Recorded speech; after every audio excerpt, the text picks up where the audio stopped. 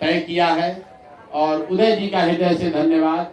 जन सुराज बनाने में पिछले 2-2.5 बरस के मेरे संघर्ष में हजारों साथियों का सहयोग रहा है, लेकिन उसमें एक बहुत बड़े साथी, बहुत बड़े मेरे बड़े भाई जो रहे हैं, उदय जी का उनका साथ रहा है। आज विधिवत तौर पर, औपचारिक तौर पर ये परिवार का हिस्सा बन रहे हैं, तो स्वाभाविक है, उम्र में भी बड़े हैं, अनुभव में भी बड़े हैं, तो इनको सब लोगों ने मिलकर जन सुराज की जो 150 सदस्यीय कोर कमेटी है, उसमें बहुमत से नहीं, सब ने मिलकर एक साथ तय किया कि उदय जी ही इस पार्टी के नेशनल अध्यक्ष, राष्ट्रीय अध्यक्ष, पहले राष्ट्रीय अध्यक्ष होंगे। तो मैं अपनी ओर से, अपने सारे जन सुराज के साथियों की ओर से आपका अभिनंदन करता हूं, स्वागत करता हूं। और जो मंच पर आपने देखा, जो परिचय मुन्ना जी ने कराया, हमारी कोशिश जो पहले थी वही आगे भी रहेगी कि ये मंच और मजबूत होता जाए।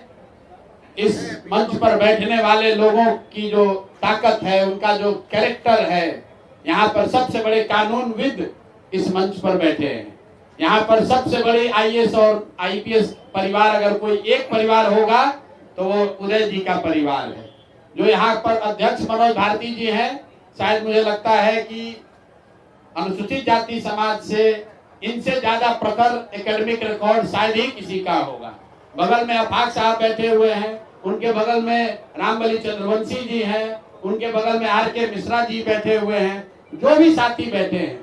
प्रशांत किशोर की भूमिका इतनी ही है कि इस मंच पर बैठने वाले लोगों को की संख्या, लेकिन संख्या से भी ज्यादा उनका जो चरित्र है, उनका जो कैरेक्टर है, जो सामूहिक नेतृत्व की बात कही गई है, सामूहिकता की जो हम लोग बात कहे हैं, उस बात पर हम लोग ईमानदारी से प्रयास करते रहेंगे।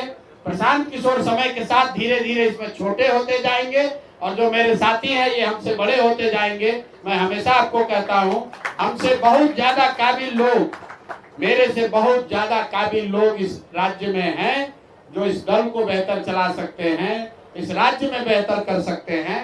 प्रशांत किशोर की भूमिका उसी कुम्हार की रहेगी जो मिट्टी को उठा उठा कर चाक पर डालता रहेगा। तो कल से मैं अपनी यात्रा शुरू कर रहा हूं और दल को चलाने बनाने की सारी जिम्मेवारी जो है वो उदय जी की है, आरसीपी साहब की है और हमारे साथ जुड़े हुए साथियों की है। मैं सबका तहे दिल से शुक्रिया अदा कर रहा हूं और आपसे और आपके द्वारा बिहार की जनता से एक ही वादा कर रहा हूं कि जो आपको मैंने विश्वास दिलाया है, जिसको भी चुनकर लाएंगे उसको जैसे दही को मथ के मक्खन निकाला जाता है, वो मक्खन ही निकाल कर लाएंगे। कोशिश यही होगी, मक्खन भी आप निकालते हैं तो उसमें एक दो मक्खी इधर उधर से आ जाता है, कुछ गलती हो सकती है, लेकिन नियत में कोई खोट नहीं है। प्रयास यही है कि बिहार में ऐसा नेतृत्व पैदा किया जाए कि पूरा देश इस बात का संज्ञान ले कि बिहार में इस तरह के लोग भी हैं, इस तरह के लोग भी समाज का नेतृत्व करने वाले हैं। खाली शर्ट के ऊपर गंजी पहनकर खिलौनी करने वाले लोग ही बिहार का प्रतिनिधित्व नहीं करते हैं। ये मंच, ये छोटा सा मंच उस बात का गवाह है कि एक से एक पढ़े लिखे विद्वान, एक से एक इंटेलेक्चुअल, अपनी क्षमता से, अपने ताकत से जीवन में हासिल करने वाले लोग आपके सामने बैठे हुए हैं। और जो यहाँ बैठा हुआ है ये तो राज्य के स्तर पर है, हर जिले में, हर प्रखंड में हम लोग की रात दिन कोशिश यही है कि ऐसा ही व्यक्ति चुनकर आए, ऐसा ही व्यक्ति समाज का नेतृत्व करे कि बिहारी होने के नाते आपको उसके नेतृत्व पर गौरव हो सके। इसी के साथ मैं अपनी बात खत्म कर रहा हूं। आप सबका बहुत बहुत धन्यवाद। किस चीज की, हम लोग तो बिना तैयारी वाले लोग हैं।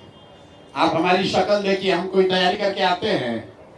हम ना नोट लिखते हैं, ना स्पीच तैयार करते हैं। मन साफ है, नियत क्लियर है, जहाँ काम होता है वहां चले जाते हैं। कल भी कोई तैयारी से नहीं गए थे। कल तो कल्याण बिहार में पुलिस वालों ने ये दिखाया कि क्यों बिहार में लोग अधिकारियों के जंगल राज की बात कर रहे हैं। कोई आदमी, आप बताइए, इतने पत्रकार बंधु आप हैं, किसी गांव में जाने के लिए परमिशन की बात आज तक हम लोगों ने सुनी नहीं थी। मैं और आरसीपी जी ये बात कर रहे थे कि हम लोग भी बिहार की राजनीति के शीर्ष पर रहे हैं, जहां से ये पूरी व्यवस्था चलती थी। आज तक बिहार में ऐसा नहीं होता था कि किसी दूसरे राजनीतिक दल या नेता को कार्यक्रम न करने दिया जाए। ये नई और नीतीश जी का सम्मान है। मैं कह रहा हूं, नीतीश जी नेता के तौर पर कभी उन्होंने ये नहीं किया कि विरोधी दल का नेता कोई कार्यक्रम, राजनीतिक कार्यक्रम न कर सके। ये दिखाता है और हमारी बात को पुख्ता करता है कि नीतीश कुमार इस सरकार को नहीं चला रहे, क्योंकि नीतीश जी का पूरा इतिहास देख लीजिए। 20 साल में नीतीश कुमार ने कभी अपने राजनीतिक विरोधियों का कार्यक्रम नहीं रुकवाया है। अगर ये हो रहा है, चाहे वो मेरा कार्यक्रम हो, आरसीपी जी का कार्यक्रम हो, राहुल गांधी का कार्यक्रम हो, तो ये बताता है कि कहीं ना कहीं कमान और कंट्रोल दोनों नीतीश कुमार के हाथ से चला गया है और कुछ दरबारी और अधिकारी वो अपने समझ से वो वरना आप समझिए नीतीश कुमार ने कल्याण विभाग के लिए काम नहीं किया है, ये तो कोई नहीं कहेगा। हमने कल कैमरे पर कहा कितना बढ़िया सड़क बनवाए हैं, पेड़ लगवाए हैं। नीतीश कुमार के स्वजातीय, नीतीश कुमार के संबंधी सब उनके गांव में है। कौन नीतीश कुमार का उनके गांव में विरोध करेगा? कोई विरोध नहीं करेगा। उस गांव में हम जाने के लिए कह रहे हैं, हमने ये भी कहा भाई मुझे अकेले जाने दो, तो कहता ना नहीं जा सकते हैं, परमिशन नहीं है।